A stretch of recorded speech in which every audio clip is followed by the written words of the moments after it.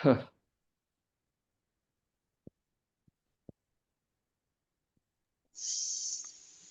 Gita sir सत्संग ये में हाँ, सभी का स्वागत। जहां हम भगवत गीता के 10वें अध्याय को राधा से जानने का प्रयास कर रहे हैं। लेकिन आज हम 10वां अध्याय ना लेकर आज हम एक चर्चा शुरू करेंगे, और जिसमें आपके मन की कुछ भी जिज्ञासाएं या कुछ भी आप आज शेयर करना चाहें तो आज आप कर सकते हैं। सर को प्रणाम और निवेदन कि आज के गीता सत्संग की शुरुआत करें।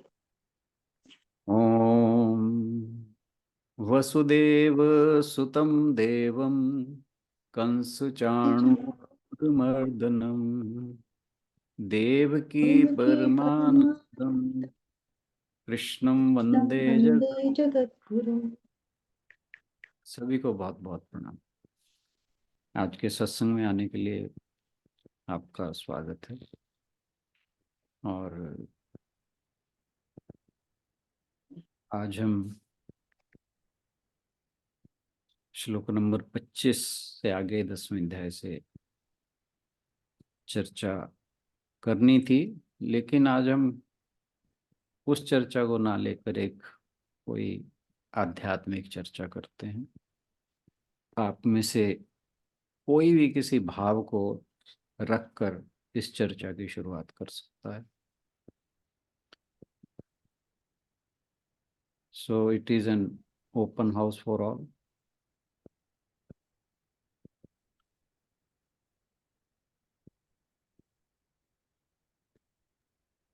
प्रणाम सर। जी प्रणाम। सबको प्रणाम।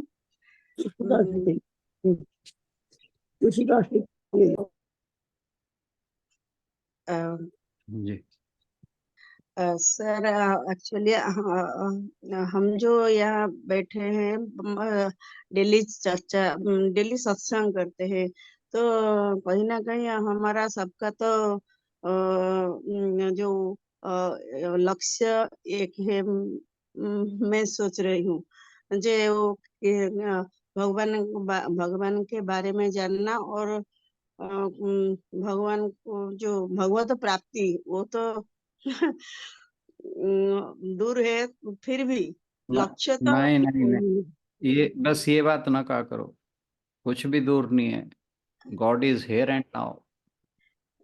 जी जी जी सर, वेदांत जी सर, कहता है, ये जी वेदांत कहता है। जी। वही तो विश्वास है, वही एक विश्वास है जो यहाँ हमको ले आता है। सर क्या है कि ये जो हमारे देश के हम बहुत देर में यही बात अभी अभी जान रहे हैं, तो हमारा जिज्ञासा बहुत आती है। जबकि हमारा एक्सपीरियंस तो बहुत कम है, फिर भी हम जानते हैं कि यो मार्ग है।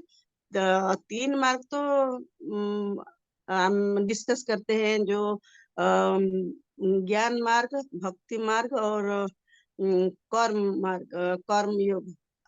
ये जो 3 मार्ग है, ये 3 मार्ग एक्चुअली मैंने इतना मन क्लियर कट डिफरेंस समझ में नहीं आता एक्चुअली।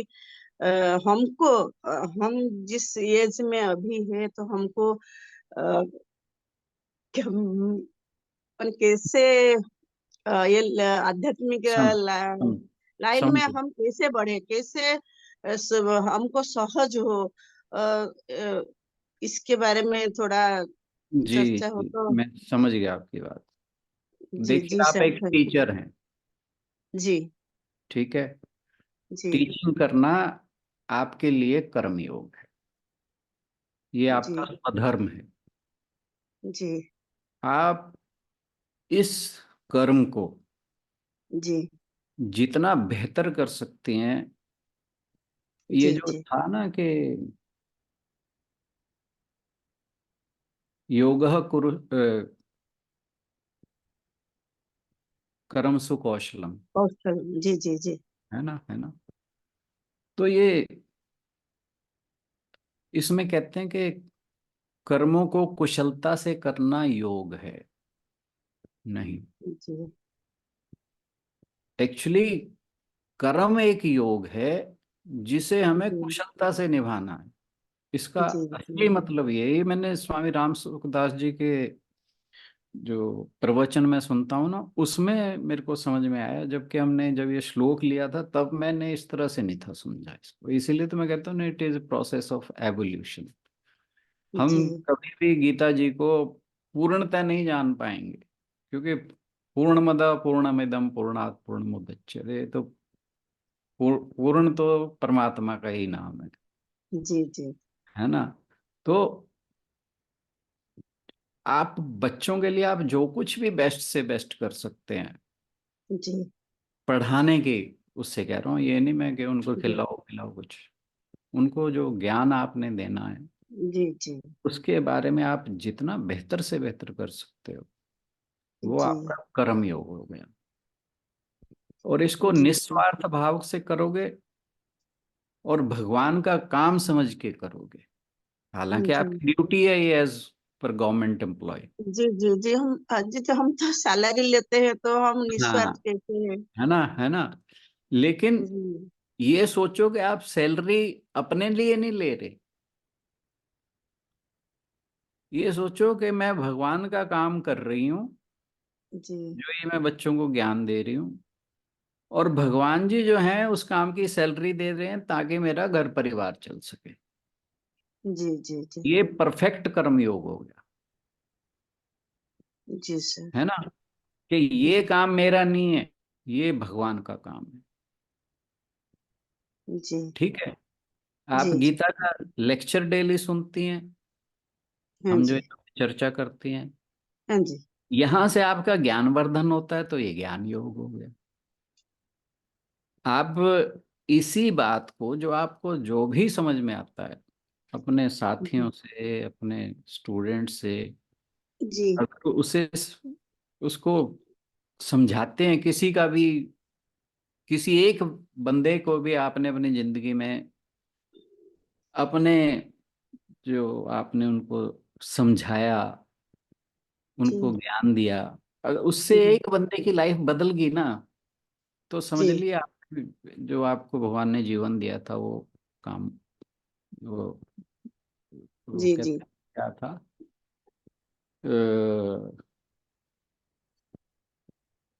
आपका जीवन जो है वो कृतार्थ हो गया, समझ लीजिए। जी जी हमको अब प्रयास आगे करना चाहिए। किसी को भी जो इसको कुछ समझते हैं तो हम उनको प्रेरित करना चाहिए इस आध्यात्मिक एग्जैक्टली, मार्ग में। एग्जैक्टली आप एक बंदे को भी इस लाइन पे ले आए ना कि जी भाई जी तुम ये और जरूरी नहीं गीता की बात है, कोई रामचरितमानस पढ़े, कोई कुछ करे, कोई कुछ वॉट एवर, आपने उसे समझा दिया कि भाई हमारा जो जीवन का लक्ष्य है वो ये सैलरी लेना, बच्चों को पढ़ाना, ठीक है, बच्चे पैदा करना, खाली यही काम नहीं है हमारा। जी जी हमारे जीवन का लक्ष्य परमात्मा को जानना है। और उस, आपने चार बंदों से बात की, उनमें से एक इस बात को समझने में, आप उस बात को समझाने में एक बंदे को भी कामयाब हो गए, तो समझ लो आपने भगवान का बहुत बड़ा, भगवान के ऊपर एहसान कर दिया। हाँ जी हाँ, ये मैं ये अपनी वाणी नहीं बोल रहा, ये मैं जी सब जी वो बोल रहा हूँ जो स्वामी राम सुखदास जी कहते हैं। जी जी हाँ, जी सर। कहते भगवान के ऊपर एहसान कर दो, भगवान को अपने एहसान के तले दबा लो ताकि वो तुम्हें छोड़े ना। ठीक है ना। और फिर ठीक है। आप भगवान में विश्वास रखो, उसके लिए प्रार्थना करो, पूजा करो, जो भी आपसे बन पड़ता है, जैसे बन पड़ता है उसका ध्यान करो। जी काम करते हुए जी उसका ध्यान रखो, उसको स्मरण करते रहो, ये भक्ति होगी। तीनों योग हो गए ना आपके एक ही काम में। जी सर। जी बस। और यही स्वामी विवेकानंद कहा करते थे कि आपका किसी भी एक योग को पकड़ के चलते हो तो जी निसंदेह वहां पहुंचोगे जो आपका लक्ष्य है। लेकिन अगर आप तीनों को मिला के चलते हो तो आप जल्दी पहुंचोगे। जी जी जी सर। और एक बात पूछनी थी। प्लीज। जो एक्चुअली ये जो एडल्ट्स को समझाना बहुत कठिन है। मैं मेरी एक्सपीरियंस से बता रही हूँ, वो थोड़ा समझने को तैयार नहीं है। जो संसार के बहुत भौतिक जगत में है, वो तो हम क्या समझते हैं पता नहीं हमको। अच्छा, हमारा बात को पहले इन सुन ले तो क्या। तो मैं तो बच्चों के साथ मैं आज मैं एक टीचर हूँ, तो बच्चों को मैं जो गीता जस्ट चैंटिंग सिखाती हूँ, तो मैं उन लोगों को बताती हूँ। वो तो गीता का अर्थ इतना समझ में उनको नहीं आएगा शायद। मैं उन्हें यही बोलती हूँ कि जो तुम लाइफ में बनोगे ना, वो अच्छे आदमी तो जरूर बनेंगे। जब तुम गीता जी पढ़ना अब स्टार्ट करो, हम्म तो यही मार्क तुम अच्छा आदमी, डॉक्टर होगे तो अच्छे डॉक्टर होगे, हम्म अच्छे जो भी करोगे अच्छे आदमी तो बन जाओगे जरूर। अ, मैं यही बस उन्हें प्रेरित करना चाहती हूँ और थोड़ा प्रयास भी करती हूँ। हम्म। अम, बड़ों को समझना बहुत कठिन है। नहीं, जिसका टाइम आ गया होगा ना जी इस जी, मार्ग पे एग्जैक्टली। चलने का, वो समझ जाएगा। आप ये नहीं सोचना कि भाई ये तो सुनेंगे नहीं। आपने अपनी बात कह के चुपचाप निकल लेना। ठीक है सर। ठीक है ना। जिसके ऊपर भगवान की कृपा हो रही होगी ना, वो अपने आप इस मार्ग पे चल पड़ेगा। जी जी अरे, ये इस मार्ग पे चलना जो है ना, उस वो भी भगवान के अनुग्रह से ही पॉसिबल होता है। जिस पे भगवान की दया दृष्टि होती है वही इस मार्ग को पकड़ता है। हर किसी ठीक है के बस सर। की बात नहीं है। भगवान जी ने कहा तो है कि रेयर लोग होते हैं जो इस मार्ग पे चलते हैं। ठीक सर, हमको तो कुछ भी पता नहीं था। हाँ हाँ हाँ। ये अच्छा, तो रही बात बच्चों की। बच्चों के लिए मैं एक बात बोलता हूँ आपको जी कि सर। बच्चों को चेंटिंग पे लगाने की बजाय ना, उन्हें जी थोड़ा कर्मयोग के बारे में सिखाओ। जी जी सर, मैं एक्चुअली वही आपसे थोड़ा जानना चाहती हूँ। उन्हें मैं क्या समझाऊं, जाके उनको कुछ आगे जाकर वो हाँ लोग हाँ, ये मार्ग पर आ सकेंगे। बिल्कुल बिल्कुल। उसके लिए ना आप दूसरे अध्याय में से और तीसरा चौथा पांचवा, इनमें से जी कुछ खास खास श्लोक जो रेलेवेंट।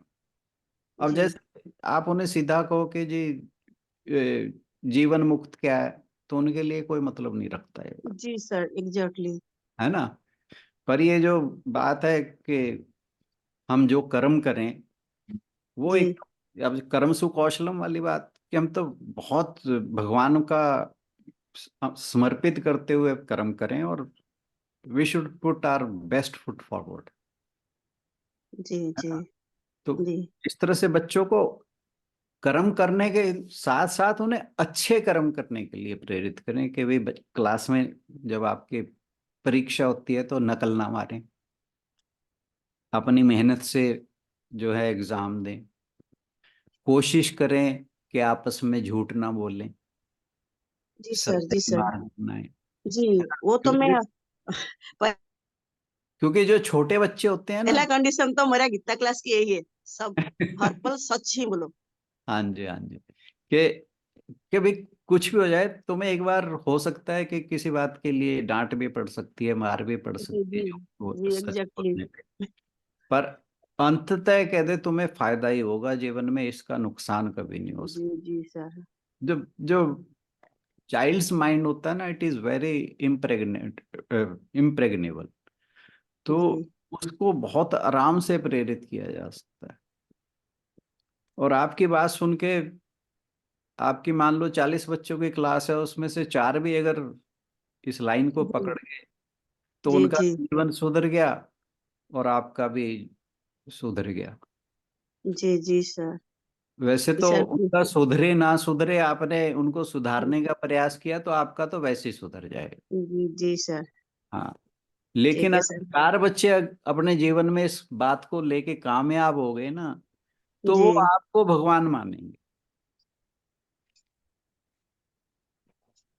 जी सर, ठीक है, हम तो प्रयास कर रहे हैं। बस बस। और और आपका सर, ये ना आपका ये ये जो ना चाहिए सोचना कि कि जो एडल्ट हैं उनके सामने ही बात नहीं करनी।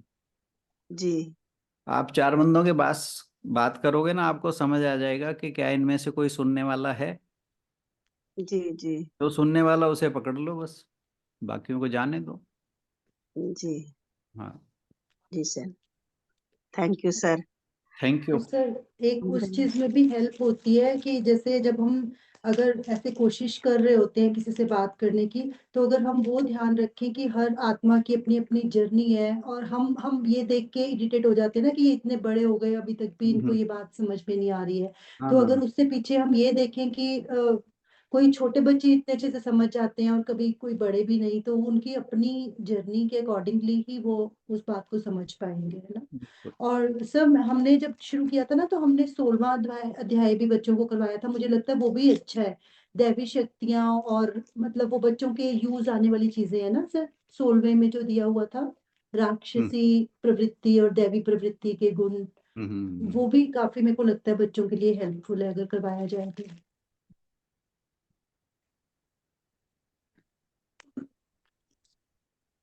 जी कोई और कहना चाहें? Thank you sir very thank you much. Thank you. सुबह बहन जी की बात को ही आगे कोई बढ़ाए तो अच्छा होगा। गीतांजलि जी, आप भी टीचर हैं। Hariom sir, Hariom everyone. Sir Hariom. मुझे लगता है कि बच्चे देख के जल्दी सीखते हैं, मतलब बजाय हम उनको बोले तो एग्जाम्पल सेट करना ही सबसे सही रहता है। बिल्कुल। अगर आप क्लास में जाते हैं, क्लास गंदी है या कोई पेपर नीचे पड़ा है और आप उनको समझाते रहेंगे कि किसी ने पेपर नहीं उठाया या ये गिरा हुआ है क्लास में, आप इसको उठाओ। तो अगर आप 3 या 4 बार भी उनके सामने उठाते हो बिना कुछ कहे, तो बच्चे बहुत समझदार होते हैं सर। बहुत सही बात कही आपने। वो बहुत बहुत ज़्यादा सोचते हैं और इंटेलिजेंट होते हैं। तो उनको बताने की भी कई बार ज़रूरत नहीं पड़ती, वो समझ जाते हैं इशारों से ही कि टीचर क्या कहना चाह रही है। और कॉम्पिटिटिव भी बहुत होते हैं। उनको कोई भी अच्छा काम अगर कोई करता है और उसका एप्रिसिएशन अगर मिलता है, तो वो भी उसको पॉजिटिवली लेते हैं और फिर वैसे ही करते हैं। तो हमारी क्लास में ऐसे बहुत सारे एग्जाम्पल्स देखने को मिलते हैं। जैसे बच्चे ने देखा कि सुपरमार्केट में एक महिला को काफ़ी प्रॉब्लम हो रही है अपनी बास्केट कैरी करने में, तो वो खुद फॉरवर्ड होके उनकी हेल्प करने के लिए जाते हैं कि आंटी क्या मैं आपके लिए ये उठा सकता हूँ। या जैसे छोटी-छोटी चीज़ें जब हम उन्हें सिखाते हैं कि आप इंडियन प्रोडक्ट्स को प्रमोट करो, आपने चाइनीज़ प्रोडक्ट्स नहीं खरीदने हैं, तो वो अपने पेरेंट्स को बताते हैं। इवन जो जैसे जो फॉरेन के आउटलेट्स हैं यहाँ पे, ईटिंग जॉइंट्स हैं, तो कई फैमिलीज़ में तो बच्चे वहाँ जाने से तक मना कर देते हैं कि आप किसी इंडियन रेस्टोरेंट में चल के खाओ खाना। तो ये चीज़ें जब हम उनसे बातचीत करते हैं, उनके ओपिनियन लेते हैं, उनको भागीदार बनाते हैं ना बेसिकली डिस्कशन में, तो उनको एज़ एन इंडिविजुअल ट्रीट करते हैं, तो इससे बहुत हेल्प मिलती है। क्योंकि राइट। अगर देखा जाए तो बेसिकली तो ये सोल्स ही है ना छोटे-बड़े शरीर में, है ना? तो कई बार नहीं, बहुत बार ऐसा होता है कि बच्चों से ही हमें बहुत कुछ सीखने को मिल जाता है। एनवायरमेंटल जो इश्यूज हैं उनके लिए अवेयर करना टीचरों को, बच्चों को बहुत जरूरी है। ये भी बहुत होता है और हमारे बहुत बच्चे ऐसे हैं जो अपने बर्थडे पे जो है ट्री ज़रूर प्लांट करते हैं सर। हम्म। तो वो अवेयर है, प्लास्टिक यूज़ नहीं करते, फॉइल यूज़ नहीं करते, फॉइल बिल्कुल मना है जैसे, तो टिफ़िन में वो फॉइल नहीं लाएँगे, प्लास्टिक नहीं यूज़ करेंगे। हम्म। तो ये चीज़ें तो मतलब ऑन द गो मतलब रेगुलरली बातचीत होती है इन चीज़ों के बारे में। और फिर बच्चे अपने-अपने एक्सपीरियंसेस भी शेयर करते हैं।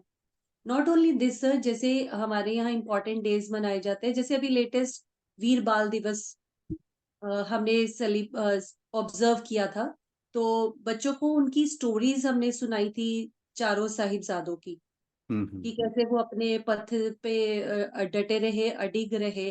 तो बच्चे मतलब बहुत सीखते हैं ऐसी प्रेरणाओं से, तो हम्म, उनको भी प्रेरणा मिलती है अच्छे काम करने के लिए। बिल्कुल। तो फिर वो अपने एक्सपीरियंसेस भी शेयर करते हैं अगर वो अ, उनके साथ कोई ऐसी बात करता है। जैसे एक छोटी-सी बात मैं आपके साथ शेयर करती हूँ।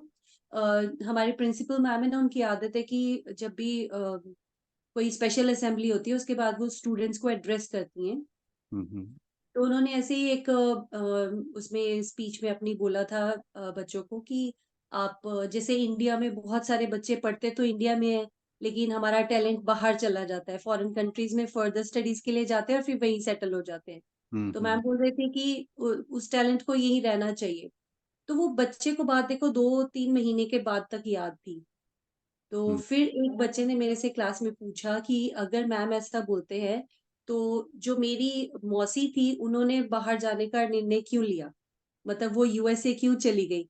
तो पहली हम्म, बात तो ये कि जैसी प्रेरणा उनको मतलब बच्चों को हमारे यहाँ से मिलती है, वो उनको किसी ने नहीं दी होगी।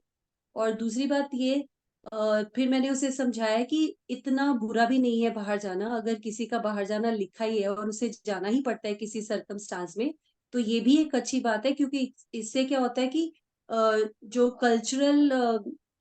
जो कल्चरल मतलब होते हैं ना एक्सचेंजेस, वो भी बहुत ज़रूरी हैं, कि हम बाहर जाके कुछ सीखते हैं, तो बाहर वालों को भी कुछ सिखाते हैं। हम्म, है ना? तो ये सब चीज़ें भी इम्पोर्टेंट होती है। तो हर चीज़ को पॉज़िटिव वे में लेना और मतलब ये नहीं है कि बच्चों ने कोई क्वेश्चन पूछा तो हमने उसको इग्नोर किया है, ऐसा तो कभी भी नहीं होता है। तो डिस्कशन में फिर बाकी बच्चे भी पार्टिसिपेट करते हैं। हम्म, जैसे कोई टिफ़िन नहीं लाएगा, तो सब बच्चे शेयर करेंगे। अपने हम्म, आप आगे आके शेयर करेंगे। कोई स्टेशनरी नहीं लाएगा, तो हम्म, सब आगे आके शेयर करेंगे। हम्म, तो मतलब ये सब चीज़ें तो हम कोशिश करते हैं कि बच्चे मतलब करें और सबसे बड़ी बात है कि हम उनको एज़ इंडिविजुअली ट्रीट करते हैं। हम ये नहीं सोचते कि वो हमसे छोटे हैं। तो हमें ही उन्हें सिखाना है, हम उनसे सीखते भी हैं। राइट। Thank you. जो आपने ये बात कही ना बाहर जाने वाली, जी सर। इसमें मैं एक चीज़ और ऐड करना चाहूँगा। लेटेस्ट जो है अभी मैंने एक स्टोरी पढ़ी, शायद 3 या 4 दिन पहले की बात है। एक बंदा आईआईटीएन था और जैसे सब जाते हैं, जी, तो लेकिन वो जब लास्ट ईयर में था तो उसके मन में कुछ प्लान था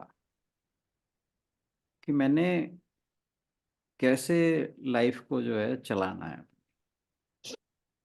अब उसने क्या किया, उसकी सिलेक्शन होगी बाहर, और पैकेजेस तो बहुत हाई होते ही हैं इन लोगों के। उसने अपनी लाइफ प्लान की कि मैंने यहाँ पे सिर्फ 5 साल रहना है। कहते वो उसने क्या किया, ना तो किसी एक्सपेंसिव हाउस में रहा, ना उसने कोई अपने लिए गाड़ी खरीदी। मतलब उसने अपने खर्चे मिनिमम कर लिए।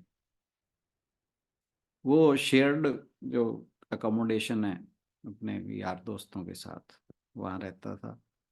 आने जाने के लिए कहता कि जहाँ मैं था वहाँ पे जो कम्युनिटी सर्विसेज हैं वो बहुत अच्छी हैं, तो मुझे कम्यूटेशन में कोई प्रॉब्लम नहीं थी। और उसने कैसे टैक्स सेव करना है विद इन लीगल फ्रेम वो स्टडी किया। और 5 साल में कहते उसने इतने पैसे जमा कर लिए कि उसे ये लगा कि now I can live my life with comfort in India without doing anything. और वो 5 साल बाद अपनी सारी जिंदगी के जो रहने के हिसाब से कमाई करके वापस इंडिया आ गया। और अब वो सोच रहा है कि भी मैं देश की भलाई के लिए क्या कर सकता हूँ। तो this is also one of the methods. जी सर, मैंने भी बहुत सारे ऐसे किस्से पढ़े हैं कि बहुत सारी बड़ी-बड़ी कंपनीज़ में लोग बाहर काम करके लेकिन अब इंडिया में आके कोई ऑर्गेनिक फार्मिंग कर रहा है हम्म, या फिर कोई और मतलब बट एनवायरनमेंट रिलेटेड इश्यूज़ को ही सॉल्व कर रहे हैं बेसिकली वो, रिज़ॉल्व कर रहे हैं। तो कोई एक ना कोई ऐसा उन्होंने काम शुरू किया है। एक साउथ इंडिया में आईआईटीएन, अच्छा, इसने तो प्लान किया कि मैं जिंदगी भर की कमाई जो है वो करके आ जाऊंगा। बाकी कुछ लोग ऐसे भी हैं, वो वहाँ सर्विस कर रहे हैं और एकदम से उनके दिमाग में कुछ आता है, वो छोड़ छाड़ के आ जाते हैं विदाउट ये मतलब रिस्किंग देयर लाइफ के, risking there financial life I should say. तो एक बंदा आया, उसने साउथ इंडिया में जगह मुझे ध्यान नहीं, कह रहे 200 एकड़ का उसने जंगल खड़ा कर दिया अकेले में। शुरू में तो वो अकेला, उसका पहले मजाक उड़ा, फिर धीरे धीरे आसपास के लोगों को समझ आने लगा कि ये तो हमारे लिए ही काम कर रहा है, फिर और साथ जुड़ गए। धीरे धीरे सब उसके साथ जुड़ के उसने 200 एकड़ में, मतलब जो बैरन लैंड थी, वहां पे जंगल खड़ा कर लिया।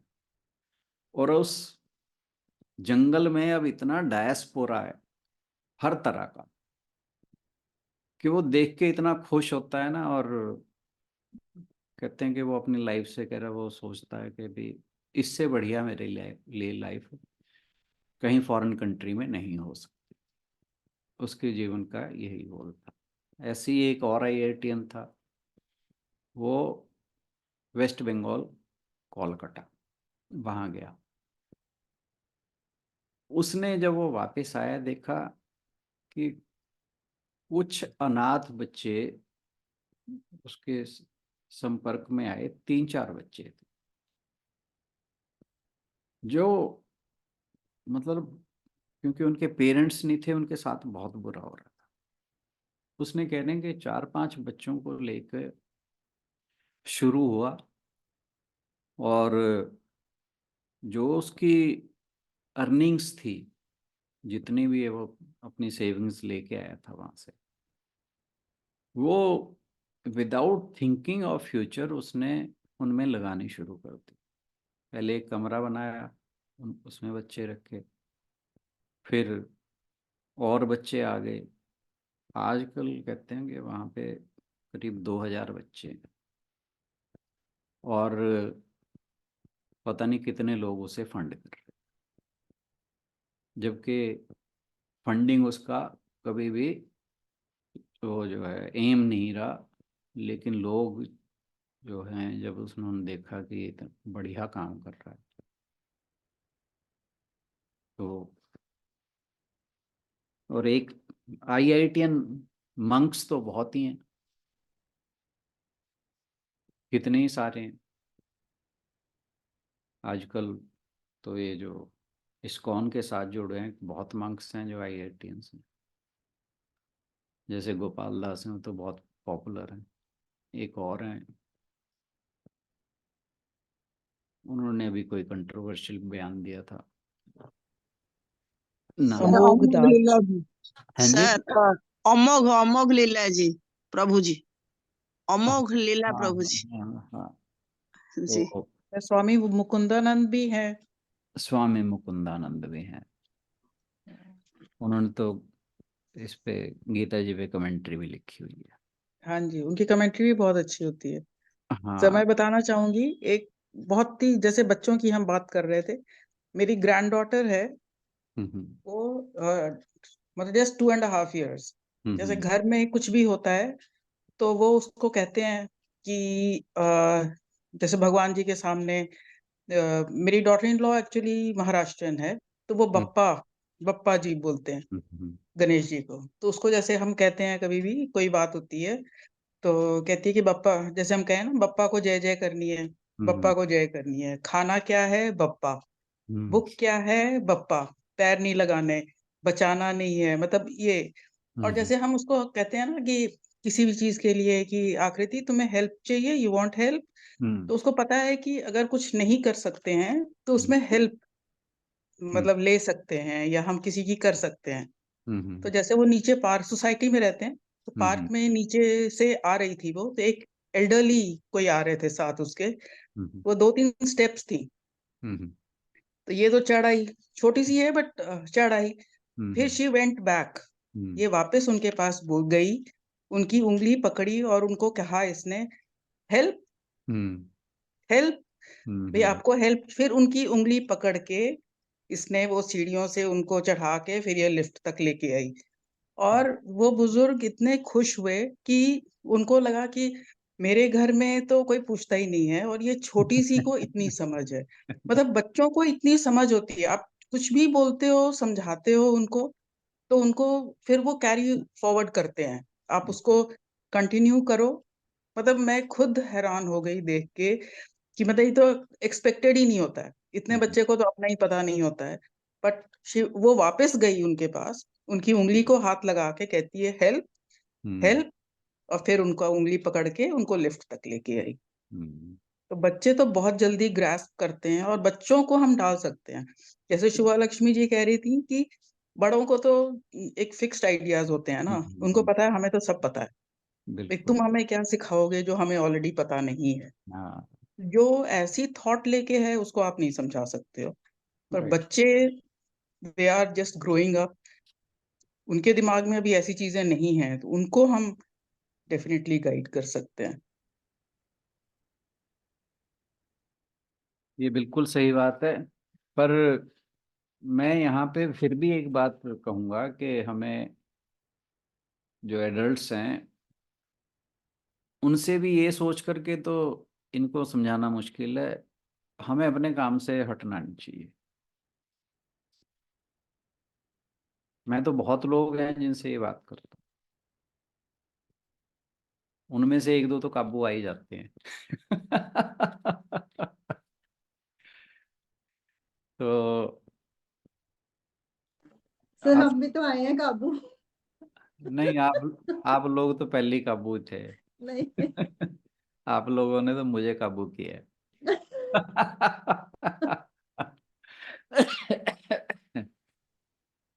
तो हमारे ग्रुप की तो फॉर्मेशन का अलग ही बात है। पर मैं तो मतलब बाहर की बात कर रहा हूँ। अब जैसे अपने ग्रुप की बात करो, मैं कितने लोगों को बीच में लेके आया हूँ अपने एक्सटेंडेड फैमिली से, फ्रेंड्स से भी। लेकिन हाँ, बहुत अच्छा है, बहुत अच्छा है, बस बहुत अच्छा कह के गोली। कोई बात नहीं सर, जब किसी, उनका टाइम आएगा तभी आएंगे ना, हाँ, हम सिर्फ कन्वे कर सकते हैं। हर किसी की फिर प्रॉब्लम अपनी बताने लगते हैं। मैंने कहा ठीक है, हमारा काम है कि हमें इस बात को फैलाना है, और उन लोगों को जो लगता है कि ये इसके लिए फॉलो कर सकते हैं, फिर वो साथ आए ना आए उनकी समस्या है। कई लोग अपना रास्ता भी चुन लेते हैं, ऐसी भी बात है। जरूरी नहीं हमने यहाँ पे इस ग्रुप में ही लाना है हमको। आ जाए, अच्छी बात है। फिर तो ये होता है ना, हम हमारे ग्रुप की अच्छी बात ये है कि हम डेली करते हैं ये काम, और लगभग हमारा मिनिमम आधा घंटा, मैक्सिमम 1 घंटा लग जाता है, डिपेंडिंग। तो हमें बड़ों से भी ये नहीं सोचना कि भी बड़ों को नहीं करना, सिर्फ बच्चों को ही करना है। और एक चीज आप ये देखिए, सुनीता बहन जी जो बता रही थी बच्चे की बात, बच्चों को, जैसे मैंने कहा था कि उनके इम्प्रेग्नेबल माइंड होते हैं और उनको हम बड़े इजीली मोल्ड कर सकते हैं। लेकिन समस्या कहाँ शुरू होती है, जब वो स्कूल में पहुंचते हैं।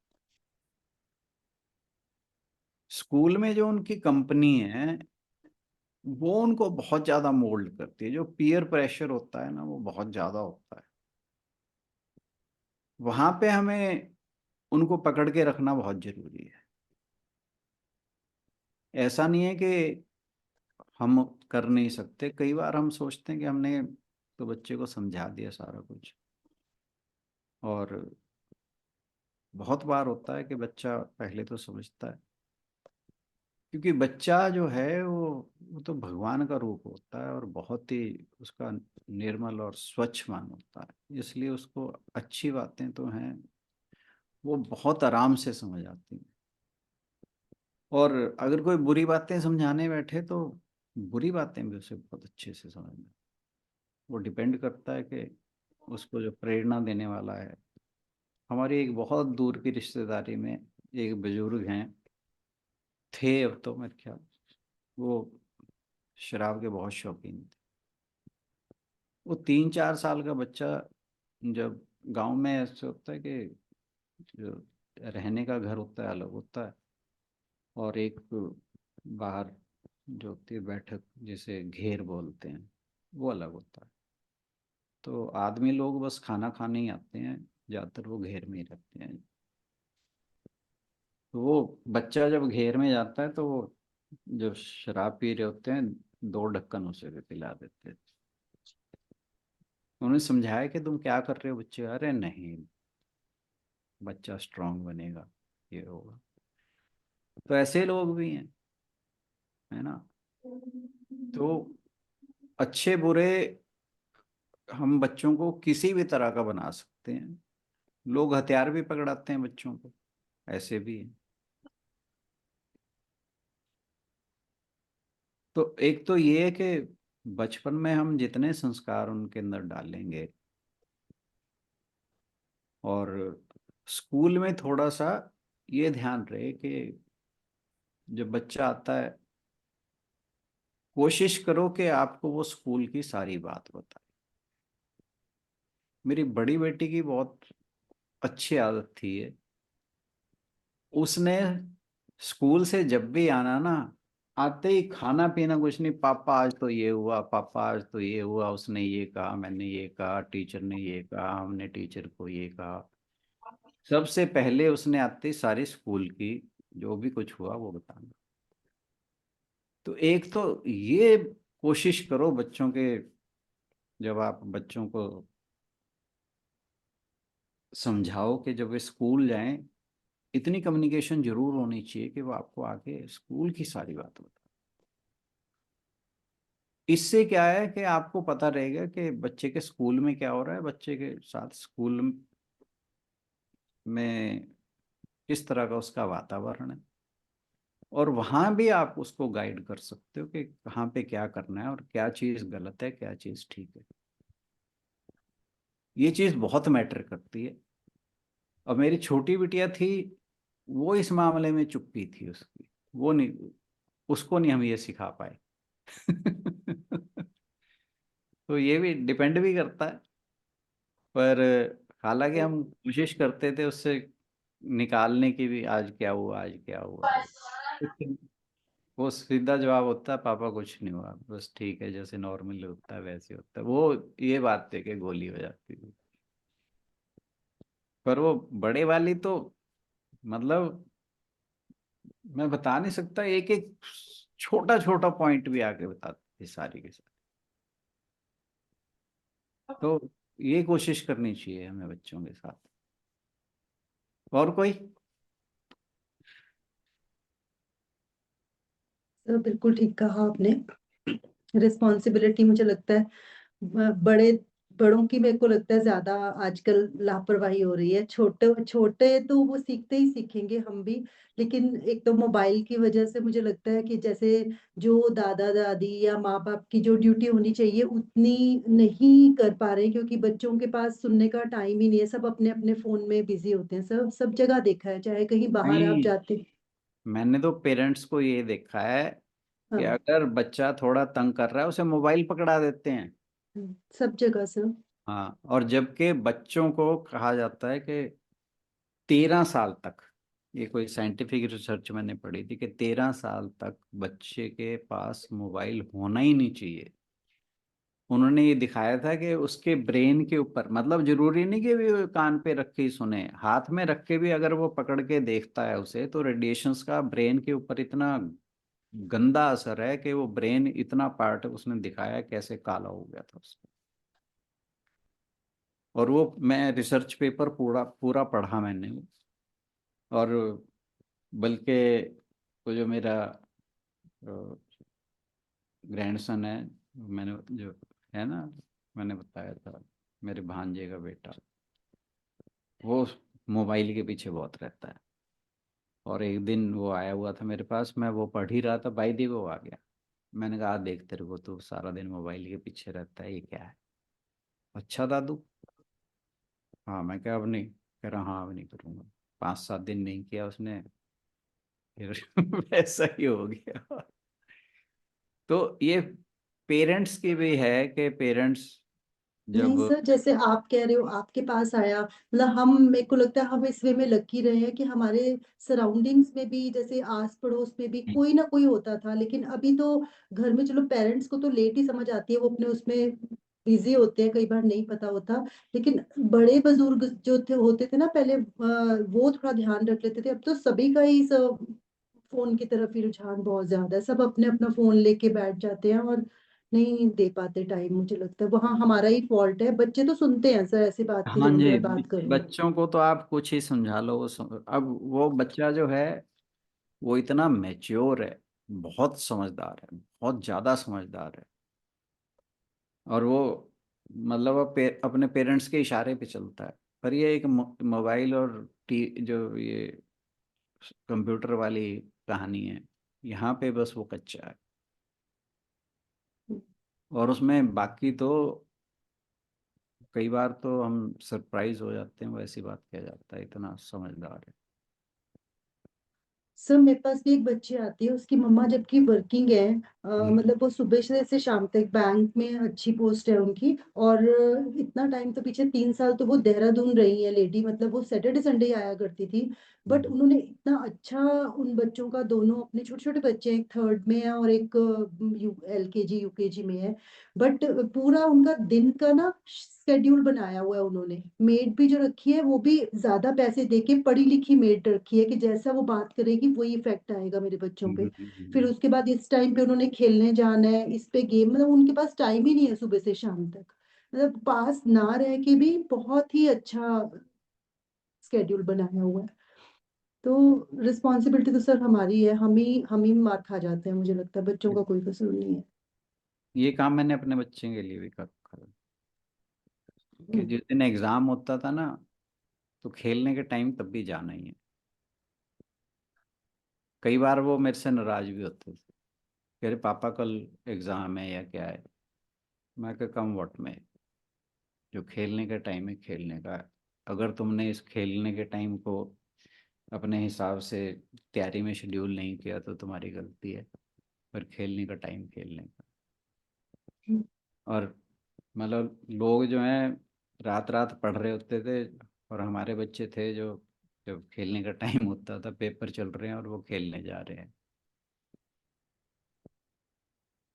तो मैंने भी ये चीज़ बहुत इंश्योर करके रखी कि जो खेलने का टाइम है बच्चों का, वो खेलने का जरूर हो, चाहे कुछ भी हो। और जो पढ़ने का है, पढ़ने के टाइम पे पढ़ने बैठ जाना है उन्हें। हम्म। तो ये दो चीज़ें मैं बहुत ध्यान रखता था कि वो पढ़ने के टाइम पढ़ें और खेलने के टाइम जरूर खेलें। और इस चीज़ से बहुत फर्क पड़ता है। एक तो उन्हें ये पता लगता है कि जीवन में डिसिप्लिन क्या है।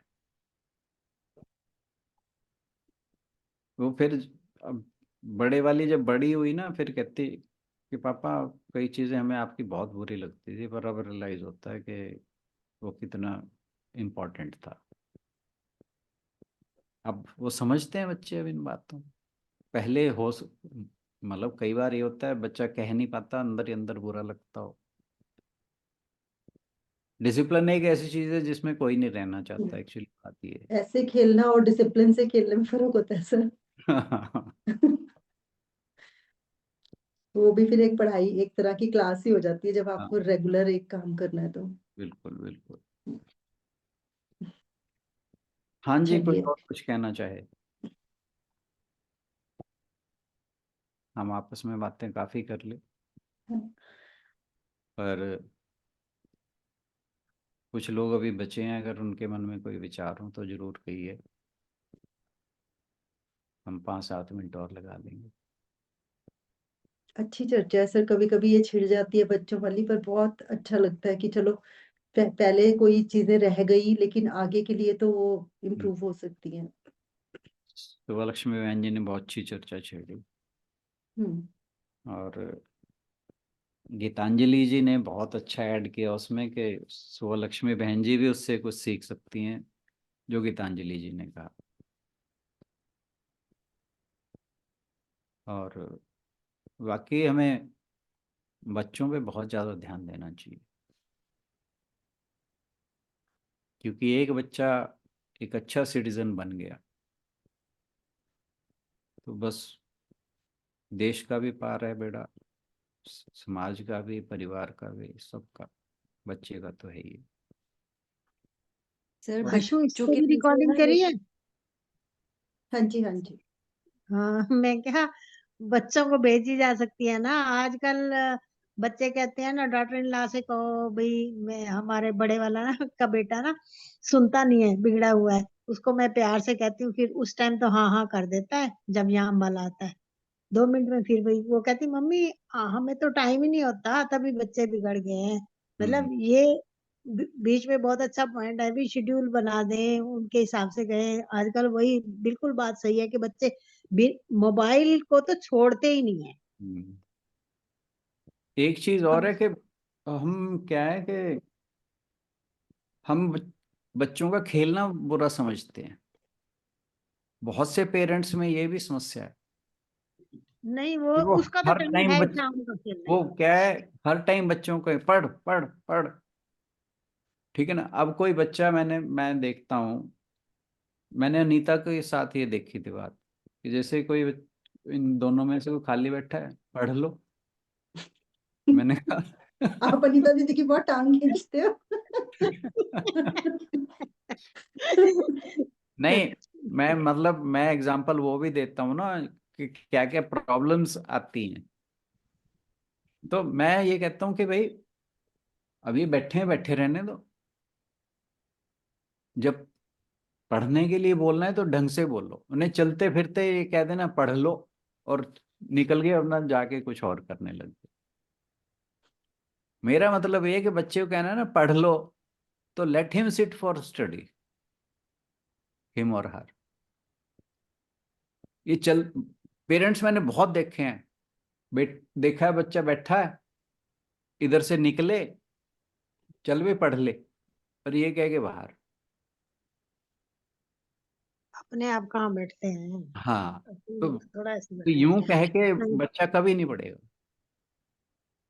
असल में मोबाइल की ये समस्या है ना, खाना खाएं तो मोबाइल चाहिए, टॉयलेट जाते हैं मैं तो उसको पुराना सर पता है क्या कही, मतलब वर्डिंग बोलनी नहीं चाहिए, मैं बोल रही हूँ मैं हम्म। क्या तेरी टॉयलेट नहीं निकलती मोबाइल बगैर, गलत बात है, टॉयलेट में तो छोड़ दिया करो मैं क्या। हम्म।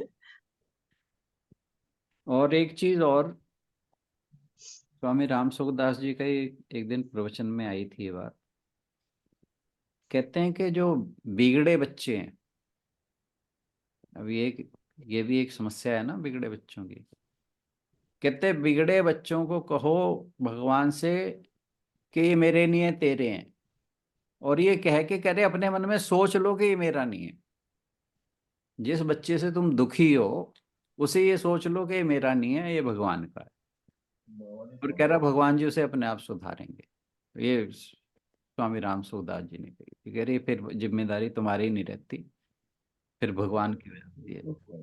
पर यूं नहीं, फिर उसमें अपना ममत्व बना के रखो। एक तरफ तो तुम कहते हो ये बिगड़ा हुआ है, खराब हो रहा है, मानता नहीं है, ये है वो है वो। छोड़ते नहीं है माए, मैंने तो कहा है मेरे पास छोड़ जाओ, मेरे पास छोड़ दो इसको, हम्म। कहती छोड़ नहीं सकती। मैं क्या फिर क्या करूं, मैं तू नहीं छोड़ सकती, या मेरे पास छोड़ दे, मेरे पास छोड़ दे, मैं हॉस्टल में भेज दूंगी। हम्म। कहती यही तो मेरी ही समस्या है, मैं नहीं इसको छोड़ सकती। नहीं, मैं पर क्या ये फिर फिर जो मेरे को ये बड़ा अच्छा लगा जो मदर का मैंने देखा, तो मतलब ये हम अप्लाई कर सकते हैं कि होता है कि नहीं छोड़ा जाता किसी के पास, पर आप उनका स्केड्यूल तो जरूर एक बना सकते हैं ना, घर पे रह के। 20,000 वो देती है अपनी मेड को, जो हम्म। सुबह से शाम तक उनके पास रहती है। मतलब इतना पैसे स्पेंड करना मेड के ऊपर भी, लेकिन वो देख के कि पढ़ी लिखी होनी चाहिए, जो मेरे बच्चों को आगे पीछे पढ़ा भी सके, उनका ध्यान भी रख सके, उनके अच्छी बातें करे। मेड मंदिर भी लेके जाती है, मेड घुमाती भी है, सारा काम। तो इतने वो वर्थ में, और उनके घर में गई तो कल सोफा नहीं था। मैं कहा क्या बात, तुमने अभी तक सोफा नहीं लिया नया घर में? कहते पैसे नहीं है हमारे पास सोफा लेने के। मतलब देखो प्रायोरिटी उनकी, मतलब पहले बच्चे हैं कि उनके सोफा तो बाद में भी ले लेंगे, नहीं, यहाँ पैसे खर्च। प्रायोरिटी बच्चे होने चाहिए। हर किसी को इस बात पे ध्यान देना चाहिए कि उनकी प्रायोरिटी जो है वो, जो उनकी जॉब है उससे ज़्यादा उनकी प्रायोरिटी उनके बच्चे होने चाहिए। जबकि मैंने बहुत सी वर्किंग वीमेन ऐसी देखी हैं जो जॉब को प्रायोरिटी देती हैं, बच्चे जो हैं वो मेड के ऊपर छोड़ देती हैं। वो मेड कैसी भी हो, मतलब जैसे आप बता रहे हो कि मेड पे उन्होंने इतना स्पेंड किया, तो लोग ये भी सोचते हैं ना कि मेड पे ज़्यादा क्यों खर्च करना। बिल्कुल। हाँ, हम सारे ही ऐसे ही हैं। हम सोचते हैं जितनी सस्ती मेड मिल जाए उतना अच्छा है। गीतांजलि जी कुछ कहना चाह रही थी इस, और लास्ट वर्ड हम उन्हीं से सुन के फिर आज समापन करेंगे। जी सर, मैं ये कह रही थी कि बच्चों के मुंह से, वही 7-8 साल के बच्चे हैं ना, उनके मुंह से सुन के बहुत अच्छा लगता है कि हमें अपनी मातृभूमि के लिए कुछ करना है। We want to do something country. तो जब इस भावना के साथ बच्चे बड़े होते हैं तो मुझे लगता है कि अपना लक्ष्य तो साध ही लेते होंगे। बिल्कुल बिल्कुल बिल्कुल। मतलब एक अच्छा लक्ष्य हर बच्चे का होना चाहिए। जी। हमें एक चीज ये भी रहेगी कि हम बच्चों को एक लक्ष्य दें, और वो लक्ष्य वो दें जो अच्छा लगता हो।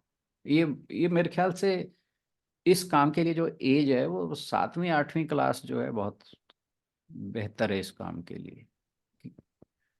क्योंकि 9वीं 10वीं में जाके थोड़ी सी दिक्कत हो जाती है।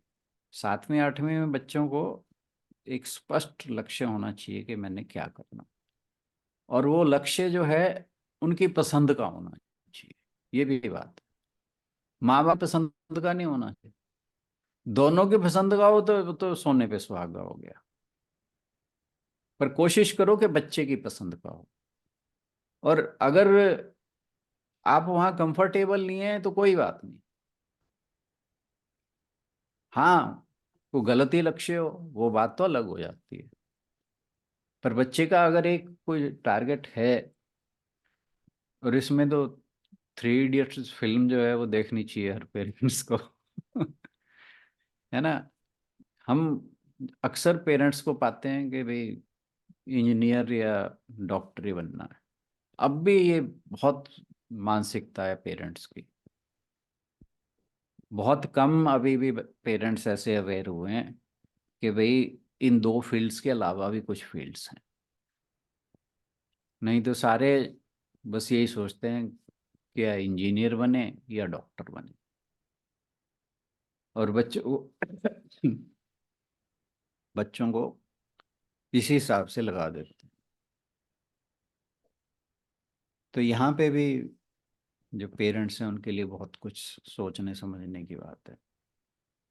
एक बच्चे में किसी में भी कोई ना कोई अपना फिक्स्ड जो है एम होना चाहिए कि मुझे क्या करना है लाइफ के अंदर।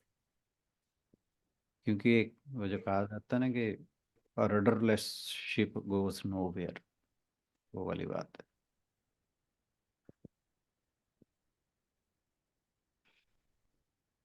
हाँ जी, कोई और कुछ कहे तो ठीक है, अदरवाइज आज की इस चर्चा को काफी सार्थक रही। वैसे हम यहीं इसका समापन करेंगे। जो रह गए हैं उनमें से अगर कोई कुछ कहना चाहे।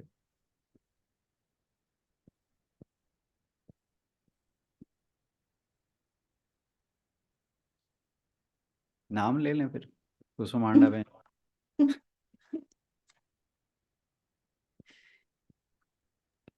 सर हो गया सारा, बहुत ही अच्छी चलिए डिस्कशन थी, बहुत बहुत अच्छी, चलिए वेरी यूजफुल। चलिए, आपने इतने कहना था ये भी बहुत है। सुना ध्यान से, हेल्दी चलिए डिस्कशन थी सर, बहुत अच्छी। जी जी। और जरूरी है कभी कभी। हाँ जी हाँ जी। सर और एक बात कहनी थी, बस आज तो टाइम नहीं होगा। तो जो बच्चे, जैसे कि हमारा बच्चे जो बड़े हो गए हैं, जब कर रहे हैं अभी अभी कि पढ़ रहे हैं, तो वो जो बच्चे बड़े बच्चे हैं, और हम उन्हें आध्यात्मिक मार्ग पर हमें उन लोगों को कैसे लाना है। वो क्या है कि हम तो अभी अभी इस लाइन में कुछ जान रहे हैं, तो उन्हें कैसे लाना होगा। वो तो वो किस दिन उनका बात थोड़ा अलग है, वो तो बड़े हो गए हैं। बिल्कुल उनका जो ऑलरेडी थिंकिंग वो तो सो मैच्योर हो चुका है, तो राइट। उन्हें हम कैसे इस लाइन पर ये तो मेरा ही प्रॉब्लम है पर्सनल।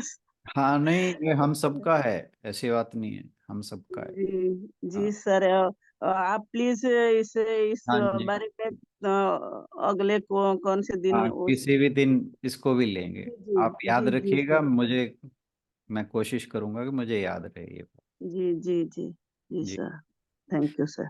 चलिए जी, आज की चर्चा को यहीं समाप्त करते हैं। अशोक भाई साहब, आप कुछ कहना चाहेंगे? स्नेहलता जी भी बैठे हैं। हाँ जी, हाँ जी, मैं बारी बारी नाम ले रहा हूँ। नहीं, बाकी तो मेरा नाम।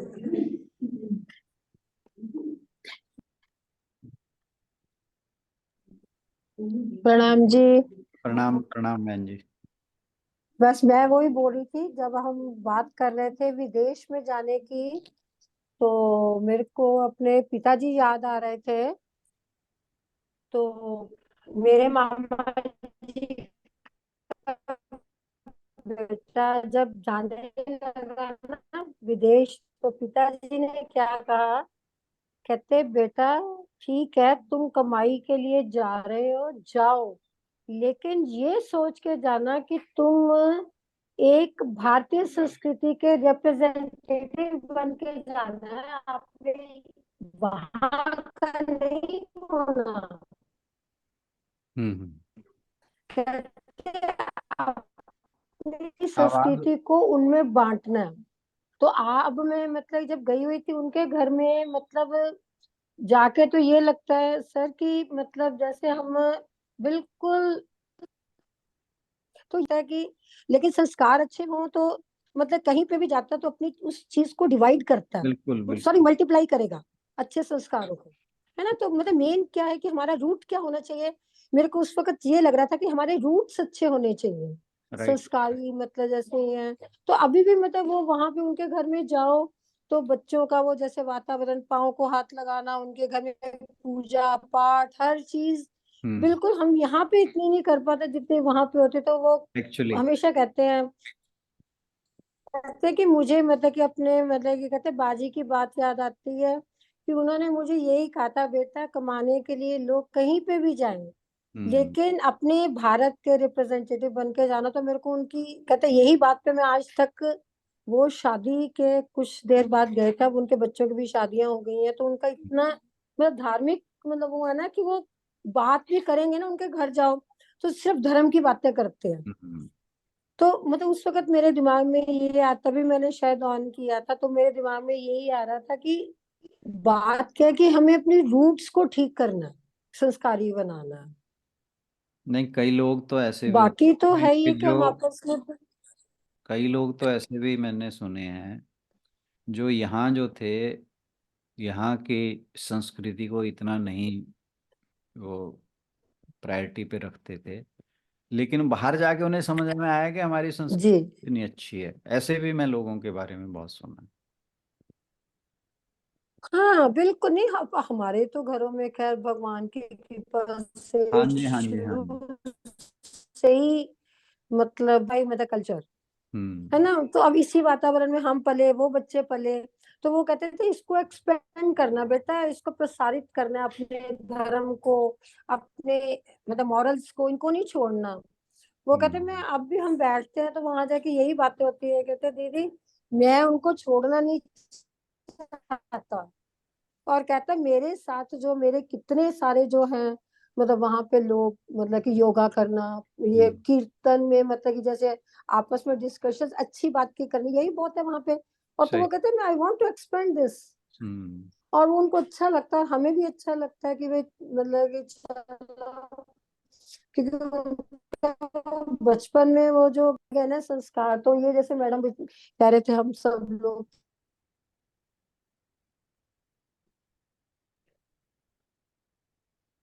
चलिए, आवाज कट रही है आज उनकी ना, बीच में से, है ना, कनेक्शन में कुछ प्रॉब्लम लग रही है। करें चलिए जिसका। आज फिर जी। ओम पूर्णमदः पूर्णमिदं पूर्णात् पूर्णमुदच्यते पूर्णस्य पूर्णमादाय पूर्णमेवावशिष्यते। ओम शांति शांति शांति। हरि ओम। सभी को बहुत बहुत प्रणाम, और आज के इस बहुत ही सुंदर सत्संग के लिए आपका सहयोग रहा boss. Thank you very much. Thank you everyone. सभी की ओर से राणा सर का भी बहुत बहुत धन्यवाद। भगवत गीता तो हम हर रोज पढ़ते हैं, लेकिन उसको इम्प्लीमेंट करने के लिए भी ऐसे सेशंस का होना बहुत जरूरी है। आप सभी का बहुत बहुत धन्यवाद अपने विचार रखने के लिए। कल मिलते हैं अगले सेशन के साथ। Thank you everyone.